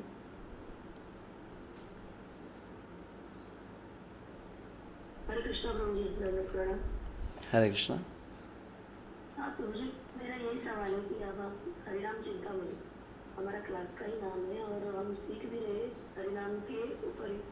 तो आपने बोला है कि जो मायावादी जो नाम लेते हैं, कीर्तन करते हैं, नाचते हैं, तो मुझे यही डाउट है कि जब कहा जाता है कि कृष्ण का एक बार भी कोई नाम ले तो वो भी तर जाता है, तो इसका थोड़ा डिफरेंस बताइए। फिर उनका क्या होगा? जो ड्रामा तो कर रहे, ड्रामा के वजह से भी तो नाम ले रहे, तो उनका क्या होगा?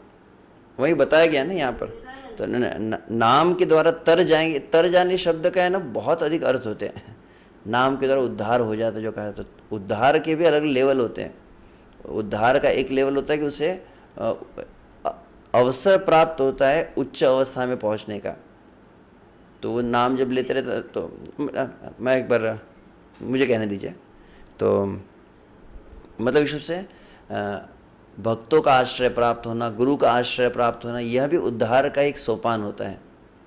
एक बार जैसे मैं कह रहा था कि कई बार कुछ लोग कहते हैं कि आपके परिवार में, घर में एक भी शुद्ध भक्त बन जाता है तो क्या होता है, उद्धार हो जाता है। ये शब्द आपने सुना होगा। उद्धार हो जाता है मतलब पूरे के पूरे फैमिली को एक साथ पैक करके भगवान के धाम में ट्रांसपोर्ट कर दिया जाता है क्या? उद्धार हुआ मतलब, उद्धार होने का कोई एक भक्त बन गया तो उसके परिवार में अन्य सभी का उद्धार होता है। इसका अर्थ क्या होता है? उद्धार मतलब विश्व भगवान के धाम में कौन जाएगा? जिसका भगवान के साथ संबंध स्थापित हो गया, 5 भिन्न भिन्न जो रस है उसमें संबंध स्थापित हो जाता है, भगवान की नित्य सेवा में जो अच्छी तरह से प्रशिक्षित हो जाता है, साधक देह में रहते हुए जो भगवान की सेवा में प्रशिक्षित हो जाता है, तब भगवान के धाम में प्रवेश करेगा ना। ऐसा कोई ज़बरदस्ती तो वहाँ पर अभी भगवान के साथ संबंध स्थापित नहीं हुआ, भगवान के साथ सेवा भाव स्थापित नहीं हुआ, तो जाकर करेंगे क्या वहाँ पर? तो इसीलिए तो मैं वहाँ पर बतला रहा था कि जैसे मान लीजिए कि शुद्ध भक्त कहा जाता है कि शुद्ध एक व्यक्ति शुद्ध भक्त बनता है तो उसकी 7 पीढ़ी का उद्धार होता है। तो 7 पीढ़ी का उद्धार का अर्थ है बतलाया जाता है मैं एक बार एक वरिष्ठ भक्त से पूछा था, तो उसमें बताया कि मतलब उनको अवसर मिल जाता है फिर, कि उन्हें भी भक्ति करने का अवसर मिलता है, उनको भक्तों का संग मिलता है, उन्हें पुनः ऐसा जन्म दिया जाता है जिसमें और अधिक भजन कर सके। यह बहुत कम समय में उनको ज़्यादा मिल जाता है।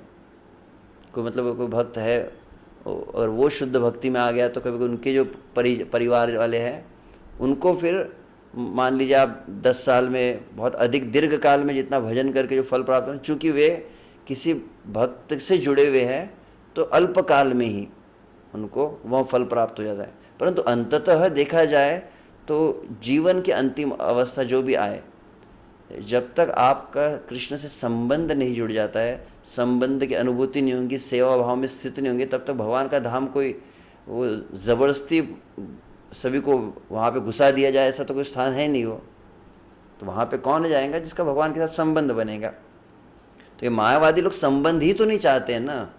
आज प्रातःकाल सुबह सुबह उठते हुए मैं श्रील प्रभुपाद जी का प्रवचन सुन रहा था, उसमें प्रभुपाद क्या कहे, प्रभुपाद का बहुत सुंदर वाक्य लगा, मैं सुबह स्नान करते समय सुना था। हाँ, मतलब कृष्ण हम सभी को चाहते हैं, ऐसा कुछ वाक्य था। कृष्ण हम सभी को चाहते हैं, परंतु समस्या क्या है कि हम ही श्री कृष्ण को नहीं चाहते हैं। Krishna wants all of us, but the problem is we don't want Krishna. Prabhupada ने कहा कि हम नहीं चाहते। तो मायावादियों को मतलब भगवान तो कृपा करना चाहते, परंतु ये लोग चाहते ही नहीं है। इनमें ये जो दोष आ जाता है यहाँ कि ये भगवान के नाम रूप के प्रति जो अनादर आ जाता है, उस कारण से वो मतलब सेवा नहीं चाहते हैं। रूप जिसको भगवद गीता में से कौन सा शायद 3 अध्याय में श्रील प्रभुपाद एक तात्पर्य इस बात को बतलाया कि मायावाद दर्शन कैसे आता है, तो विशेष रूप से वहाँ पर बतलाया गया है। कौन सा श्लोक है,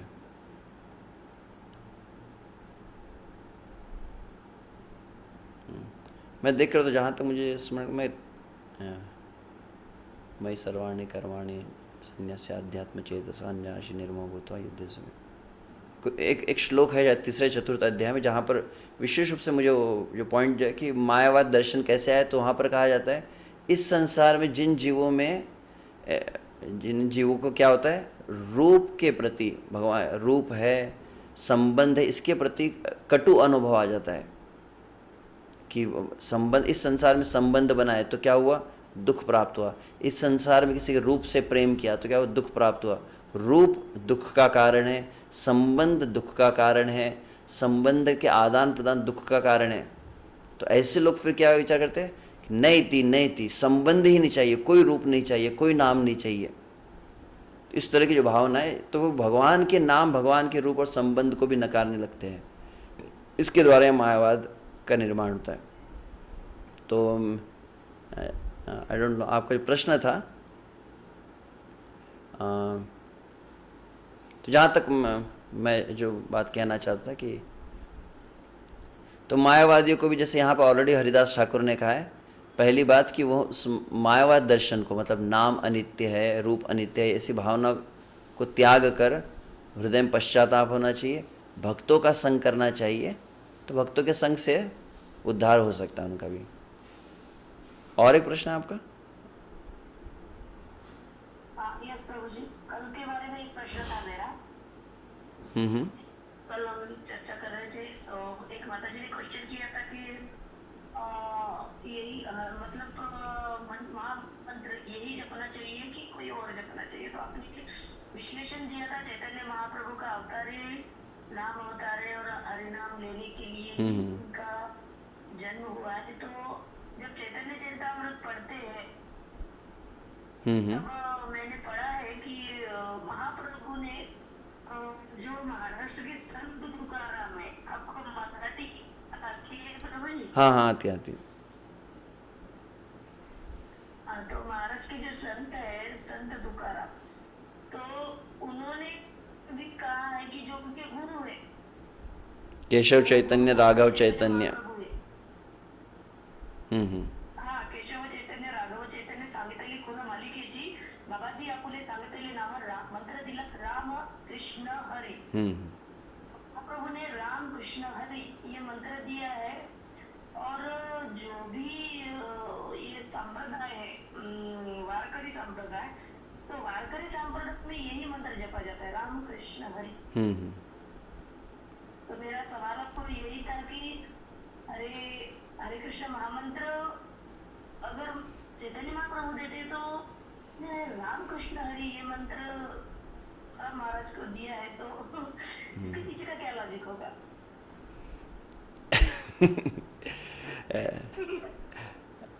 अच्छा, मैं ये ठीक ठीक है, ओके समझ गया मैं। तो मैं अपने मेरी जो मान्यता है कि विशेष रूप से हम श्रील प्रभुपाद श्री चैतन्य महाप्रभु से जो समझे हैं, सीखे हैं, तो पहली चीज़ ध्यान रखनी चाहिए। अब मुझे कहने दीजिए कि पहली चीज़ है कि हम अपना स्वयं की निष्ठा महामंत्र में और श्री चैतन्य महाप्रभु में सुदृढ़ करें। जैसे आज प्रातःकाल में किसी भक्त से चर्चा कर रहा था, कल की चर्चा के विषय में हम चर्चा कर रहे थे, फिर उसमें विशुभ से कि श्री चैतन्य महाप्रभु केवल कृष्ण नहीं है, श्री चैतन्य महाप्रभु राधा रानी है। केवल इतना होता तो चल जाता, परंतु कौन सी राधा रानी? विशेष रूप से जो महाभाव अवस्था को जो प्राप्त की हुई श्रीमती राधा रानी, विप्रलंब भाव में जो युक्त है, और उस भाव में श्री चैतन्य महाप्रभु वहाँ पे नीलाचल में गंभीरा में रह रहे हैं, और श्रीमती राधा रानी के भाव में आकर श्री कृष्ण के लिए अत्यंत विरह के सबसे उच्च भाव को प्रकाशित किए। और उस भाव से युक्त जब थे तब हरे, जो मैंने कल भी कहा, श्री चैतन्य मुखोद्गीर्णम हरे कृष्ण ति मज्ज कहा, तो उस अवस्था में श्री चैतन्य तो महामंत्र जो दे सकता है कली काल में, वह सर्वोत्कृष्ट उपाय है। तो पहली बात है कि हम उस पर पूर्ण श्रद्धा, हम उसमें अभ्यास करें। जहाँ तक अन्य कई पंथ है, तो उसमें से जैसे आपने कहा कि महाराष्ट्र में जो पंथ है वहाँ पर नाम लिया जाता है, और इस्कॉन के भक्त जैसे कह सकते हैं हम, श्रील प्रभुपाद के पद चिन्हों का जो अनुगमन कर रहे हैं, वे उस अभंग को कोट करते हैं। जनरली आप अगर इस बात को अन्य किसी वारकरियों के समय पर कहेंगे तो शायद उसको न स्वीकार करे हो, वो कुछ और भी उसका अर्थ बताते हैं। मैं जब पंडरपुर में था, किसी वरिष्ठ भक्त से मैं जब चर्चा की तो उन्होंने कहा था कि ये अर्थ हमने बनाया है, वो लोग इसको नहीं स्वीकार करते। वो कहते कोई और केशव राघव चैतन्य, जो भी केशव चैतन्य राघव चैतन्य बाबा जो कहा गया, अन्य कोई स्वप्न में आए थे। तो जो कुछ भी हो, मेन आप देखते हैं श्रील प्रभुपाद जब वहाँ तात्पर्य वर्णित किए हैं, तो उन्होंने विशुभ से कहा कि तुकाराम महाराज या वारकरियों में और श्री चैतन्य महाप्रभु का जो संकीर्तन, उसमें बहुत साम्यता है। कौन सी साम्यता है? तो नाम संकीर्तन प्रधान है। नाम संकीर्तन साधन पै सोपे जड़ तिल पापे सन्मान तरीचे, वो भी नाम संकीर्तन को, नृत्य को प्रधान दिए है। इसको इसलिए पंढरपुर को इसे नाद ब्रह्म जो कहा जाता है। तो संकीर्तन आंदोलन प्रमुख है। केवल इतना है कि हम महामंत्र कह रहे, वे राम कृष्ण हरि कह रहे हैं, तो उनको क्या मिलेगा क्या नहीं मिलेगा, तो आप उनके लिए अधिक चिंतित न हो। कई बार हम we start judging so many, इसका क्या होगा, ये पंथ बराबर है कि नहीं, ये पंथ उत्कृष्ट है कि नहीं, ये निकृष्ट है क्या, इनको क्या मिलेगा। यहाँ कभी कभी मत अन्यथा फिर, क्योंकि लेट मी फिनिश, एक मिनट में अपना वाक्य पूरा कर दूँ। कहीं ना कहीं फिर गुण दोष में और अपराध में भी हम लग सकते हैं कि हम उत्कृष्ट है, ये निकृष्ट है, हम श्रेष्ठ है, ये ऐसे है। जो जहाँ पर है, जिस स्थान पर है, तो जिस तरह से मैं कई बार इस बात को भी कहता हूँ कि कोई भी इस संसार में क्या होता है कि माता पिता को प्राप्त करता है भगवत कृपा से। जब माता पिता प्राप्त हो जाए तो फिर वो माता पिता की सेवा करता है। ऐसा नहीं कि माता पिता प्राप्त हो गए तो ये काले माता पिता क्यों मिले, मुझे तो अमेरिकन माता पिता चाहिए थे, या मुझे रशियन माता पिता चाहिए थे, और मैं इस माता पिता को अस्वीकार करके दूसरे माता पिता जो है वे है। वैसे ही हमें भगवान श्री कृष्ण की कृपा से गुरु का आश्रय मिला है, और विश्व से भगवान की बड़ी कृपा है कि हमें श्री चैतन्य महाप्रभु का आश्रय मिला है, तो उसमें हम रहे। और फिर विश्व से मैं क्यों इस बात पर चर्चा कर रहा था, कुछ चीज़ों से बोले कि कई बार ये तुलना बहुत अधिक नहीं करनी चाहिए संप्रदाय में, पंथों में, कि इसका कितना है, फिर हम बेस्ट है कि वो बेस्ट है। फिर एक कंपटीशन जैसा लग जाता है कि उनको मिलेगा प्रेम कि हमको मिलने वाला है, किसको मिलने वाला है। तो विश्व से हम श्री चैतन्य अपनी मतलब जिसे कहा जाता है अनन्य निष्ठा जो है, आचार्य निष्ठा कहा जाता है, संप्रदाय निष्ठा, वह हमारी रहे। और अन्यों के विषय में जहाँ तक वे भी सभी भगवान का नाम ले रहे, कीर्तन कर रहे हैं, वो गोलोक वृंदावन जाएंगे क्या प्रभु जी, तो मैं जाने के बाद बताऊंगा वहाँ पर अगर पहुँच गए तो, कि वहाँ पर वो लोग आए हैं कि नहीं। तो उस पर अधिक हम कुछ ऐसा स्पष्ट कह नहीं सकते। निसंदेह कली काल में जो भी नाम संकीर्तन कर रहे हैं, नाम संकीर्तन के द्वारा भगवान की प्राप्ति होती है। परंतु वह विशेष पुनः प्रश्न वही आता है कि नाम संकीर्तन करते कितने लोग हैं। जैसे आज प्रातःकाली में आईडीसी कोर्स में चर्चा कर रहा था, क्रमशः ये भी देखा गया है कि प्रामाणिक संप्रदाय भी, प्रामाणिक पंथ भी है, परंतु उसमें भी अगर देखा जाए कितने लोग सही में पालन करते हैं। हाल ही में मैं एक मुझे स्मरण एक प्रसिद्ध एक वारकरी संत भी है, नाम अभी मिस हो गया मेरे, जिनका यूट्यूब के ऊपर काफ़ी आता है। तो वे इस बात को कह रहे थे, उन्होंने कहा वो वारकरियों को संबोधित कर रहे, वारकरी संबोधित करते कर रहे, अरे इतना नाम के बारे में तुकाराम महाराज ने कहा, इतनी महिमा कही है, करता कौन है। और वहाँ पर उन्होंने स्पष्ट इस बात को कहा, देखो बोले इस्कॉन वालों को तो भी देखो, हमेशा माला उनके पास रहती है, हमेशा नाम जप करते हैं ये बात उन्होंने कही। तो ये प्रकट रूप से बहुत कम लोग कहते हैं, परंतु मानते ये बात को सभी है कि वास्तविक नाम सभी संप्रदाय में, सभी पंथ में है, और सभी आचार्य ने बात को कहा है, परंतु मूलतः देखा जाए तो सभी वो उतना कर पाते हैं क्या, और कितना लोग उसको सही में पालन कर पाते हैं। तो हमारा जो अनुभव है कि श्रील प्रभुपाद एक ऐसा धरातल प्रदान किए कि सही में कलिकाल के सभी जीव नाम आश्रय ले पा रहे हैं। तो इज इट ओके? मैं यही कहना चाहती थी प्रभु जी की जो भी है जो भी ये मंत्र दिया है महाप्रभु ने दिया है, ये इसका एग्जैक्टली अब ये एक भक्तों की भावना है, स्पष्ट रूप से कहे तो भक्तों की भावना है कि, और कहा जाता है कि हम इस बात को हम भी मानते हैं कि श्री चैतन्य महाप्रभु ने स्वप्न में तुकाराम महाराज को आदेश दिया। तो इतना हम मानते हैं, परंतु इसको एग्जैक्ट इसका जिसको एक कहा जाता है हिस्टोरिकल एविडेंस नहीं है। समझ में आता है ना, हिस्टोरी जैसे चैतन्य महाप्रभु रूप सनातन को मिले, ये है चैतन्य महाप्रभु रूप सनातन दीक्षा दी, परंतु हम कहते कि तुकाराम महाराज ने कहीं और अगर अधिक स्पष्ट किया हो चैतन्य महाप्रभु विषय कि जैसे कि मीराबाई का एक भजन है, मीराबाई को यह अनुभव हुआ कि श्री चैतन्य महाप्रभु कृष्ण हैं, तो उन्होंने एक भजन में स्पष्ट लिखा है।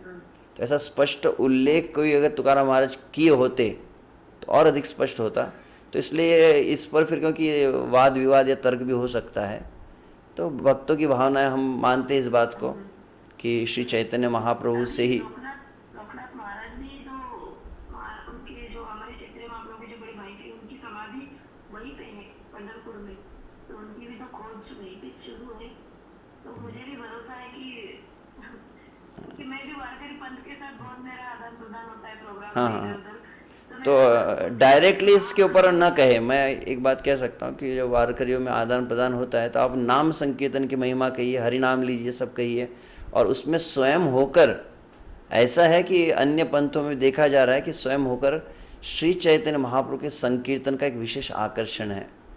तो क्रमशः ऐसे कई वारकरी है, कई अलग अलग पंथ के भी है जो अंततः श्रील प्रभुपाद के चैतन्य महाप्रभु आंदोलन में आ रहे हैं, वो हरे कृष्ण महामंत्र को स्वीकार कर रहे हैं।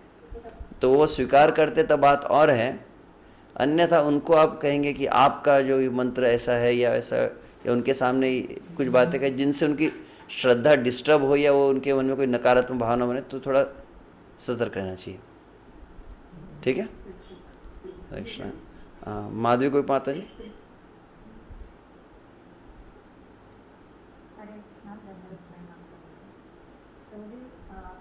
आज जो हमने चर्चा की तो हम जब देखते हैं कि 15-20 साल से जब से भक्ति में विशेष रूप से साधना भक्ति के स्तर पर ही रहता है, और ज़्यादा से ज़्यादा मतलब कहा जाता है कि साधना भक्ति में प्रगति करके अनर्थ निवृत्ति के स्तर तक ज़्यादातर भक्त होते हैं जो सिंसियरली प्रैक्टिस कर रहे हैं।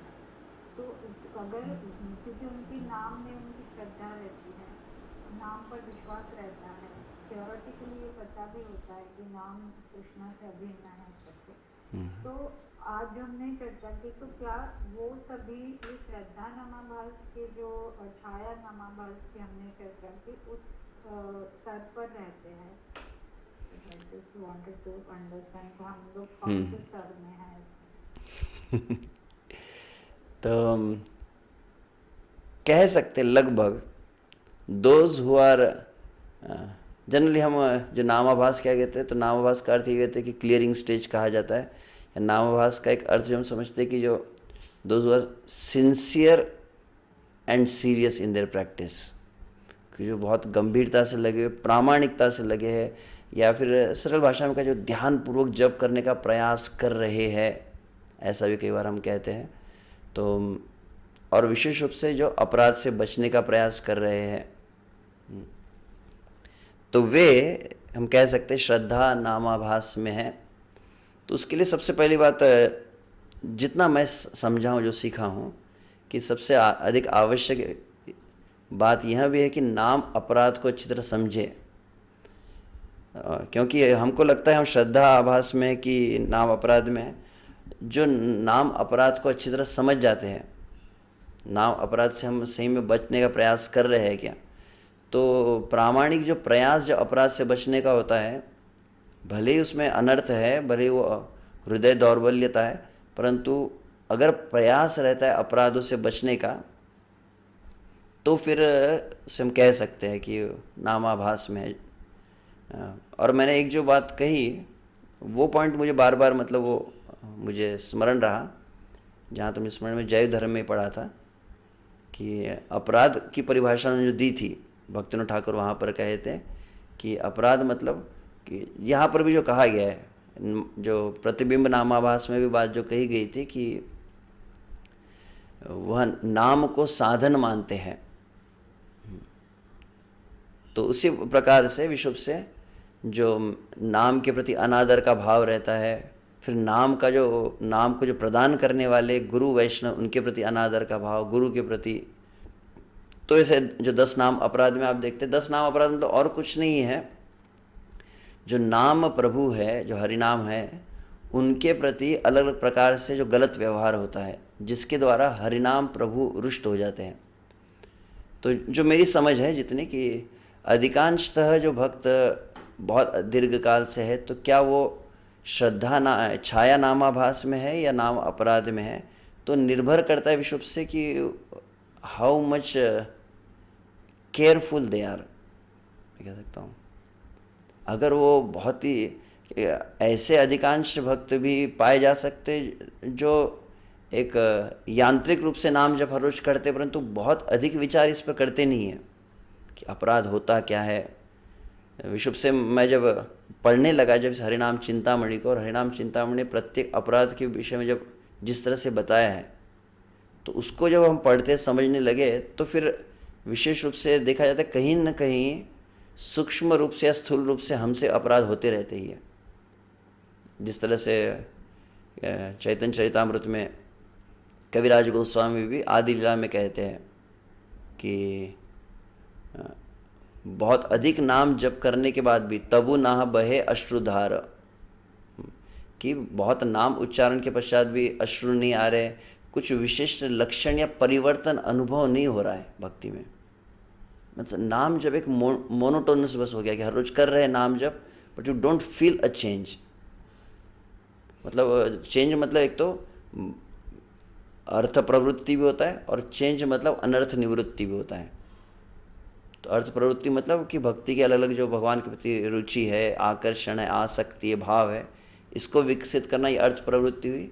परंतु हम जब नाम जप करें, नाम जप करते समय अपने दोषों का एहसास होना, अपनी गलतियां पकड़ में आना, जिसको हमने पहले भी एक सत्र में कह चुका हूँ शायद, अनर्थ जागृति, अनर्थ स्वीकृति और अनर्थ निवृत्ति होता है। तो तुरंत आप अगर आज नाम जप कर रहे हैं, आपका नाम जप ठीक हो रहा है, तो इसका एक लक्षण होगा कि कुछ न कुछ उस दिन आपको, अगर आपके पूर्व दिन में कुछ त्रुटि हुई है, तो त्रुटि तुरंत भगवान संकेत देंगे। और यदि आपका जप त्रुटि रहित हो गया है, आपसे कोई गलती नहीं हो रही, तो भगवान पॉजिटिव सिग्नल देंगे फिर। Means naturally sometimes some feeling comes कि कुछ भक्त है कि हृदय द्रवित हो जाता है या अश्रु आ जाते हैं या कुछ भगवान के प्रति और अधिक मन लगने लगता है। दो में से एक तो होना चाहिए। आप नाम जप कर रहे हैं तो अगर आपका कुछ अगर डेविएशन हो रहा है ट्रैक से तो वो सिग्नल आपको मिलता है। या फिर दूसरी चीज़ है कि अगर आपका कोई डेविएशन नहीं है, आप बिल्कुल सही पथ पे है, आपसे कोई अपराध नहीं हो रहा है, कोई त्रुटि नहीं हो रही है, तो त्रुटि रहित अगर अपराध रहित आप कहोगे तो फिर आपको पॉजिटिव सिग्नल दिखेंगे। कोई सिग्नल तो होना चाहिए ना, नेगेटिव या पॉजिटिव सिग्नल। अगर नहीं हो रहा है तो फिर तब जानी अपराध ताहा ते प्रचुर, कृष्ण नाम बीज ताहा ना करे अंकुर। कविराज गोस्वामी शब्द है। अगर कुछ एग्जैक्ट कुछ दिख नहीं रहा है चेंज, मतलब तब जानी, समझ लीजिए, अपराध ताहा ते प्रचुर कहा है उन्होंने, थोड़ा भी नहीं, मतलब बहुत प्रचुर अपराध है। इसलिए कृष्ण नाम बीज ताहा ना करे अंकुर। नाम जो है वो प्रेम का बीज है, वो अंकुरित ही नहीं हो रहा है। तो निसंदेह मतलब कहीं न कहीं अन्यत्र और एक मैंने जो प्रवचन सुना था, जहाँ तो मुझे स्मरण है, विश्वनाथ चक्र ठाकुर का स्टेटमेंट था कि आप अगर जो साधन कर रहे हैं, साधन में अगर तुरंत आपको रिजल्ट नहीं दिख रहा है, मतलब either two of the things are there. एक तो कहीं न कहीं स्थूल या सूक्ष्म रूप से हम असत संगति कर रहे हैं या फिर अपराध हो रहा है। तो इस कारण से तो हम जो नाम जप कर रहे हैं वो किस अवस्था में है, तो कह सकते कि जो मैं एक वक्त सुना था कि दोनों के बीच में हम झूलते रहते हैं। कभी कभी अगर भक्तों का संग रहे और भक्तों के संग में बहुत आप फोकस रहते हैं तो संभावना है कि आप इस श्रद्धा छाया नामाभास में आने लगते हैं। परंतु आप थोड़ा सा अगर विचलित हो गए और तो फिर वापस अपराध में जाने लगते हैं। मतलब विशेष रूप से प्रामाणिक प्रयास जब नहीं किया जा रहा है तो वह फिर अपराध में आ सकता है। ये एक मैंने जो समझा है उसके आधार पर कह रहा हूँ। आप कुछ और ऐड करना चाहे तो इसे माता जी अधिक जानते हैं, और कोई कुछ कहना चाहे तो कह सकते हैं। नहीं, thank you Prabhu ji. Hare Krishna. Actually अधिक तो नहीं जानते, बट ये बहुत अच्छी बात आपने कही कि नामाभास के स्तर पर आने तक पहले सभी अपराधों से रहित हुआ है क्या व्यक्ति, इसके ऊपर ही निर्भर रहेगा कि वो पहले नामाभास के स्तर तक तो आया है क्या, फिर बाद में श्रद्धा नामाभास या आगे का जो भी है वो तो आगे की बात है। लेकिन जब तक अपराध थोड़े भी रहेंगे या जैसे अभी आपने कहा असत्संगति रहेगी, तो फिर भले साल ऐसे कितने भी लग जाए, कितने भी साल भक्ति में हो, लेकिन वो essentially you will remain in the नाम अपराध state only, right? Yes, Thank you. ठीक है। हरे कृष्णा कृष्णा कृष्णा हरे हरे, हरे राम राम राम हरे। तो अभी नेक्स्ट सत्र से हम विश्व से लगभग कितने 14 सत्र शायद हो गए। मुझे कहा गया था in 30 sessions you have to complete 15 chapters. तो मैं कल ही किस वक्त से कह रहा था कि मैं 14 सत्र में केवल 3 ही अध्याय कर पाया। तो क्षमा चाहते, प्रयास रहेगा कि ये जो सिलेबस कोर्स दिया गया 30 सत्र में जितना हम कंप्लीट कर सके, और उसके पश्चात फिर जो भक्त जुड़े रहेंगे उनके लिए शायद हम आगे तो निसंदेह शायद 30 सत्र में पूरा तो मैं कर नहीं पाऊँगा, तो जितना कर पाता हूँ मैं अपनी गति से प्रयास करूँगा। हरे कृष्णा। शहरिणाम चिंतामणि की जय, अनंत कोटि वैष्णव वृंद की जय, श्रीला प्रभुपाद की जय, निताय गौर प्रेमानंदे हरि हरि बोल। हरे कृष्णा।